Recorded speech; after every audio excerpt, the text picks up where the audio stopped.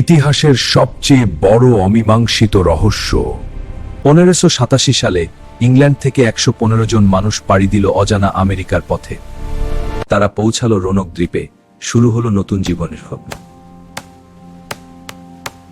এখানেই জন্ম নিল ভার্জিনিয়া ডেয়ার, আমেরিকায় জন্মানো প্রথম ইংরেজ শিশু। কিন্তু শীঘ্রই দেখা দিল খাদ্যের অভাব আর অনিশ্চয়তা। নেতা জন হোয়াইট সাহায্যের জন্য ফিরে গেল ইংল্যান্ডে। আমি ফিরে আসব। ইংল্যান্ড স্পেন যুদ্ধের কারণে সে ফিরতে পারল না 3 বছর।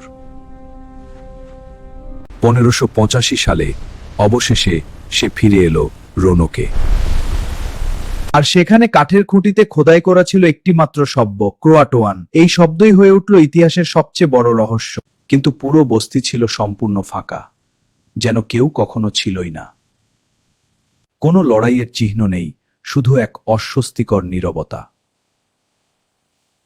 4 শতাব্দী পেরিয়ে গেলেও রোনকের রহস্য আজও অমীমাংসিত।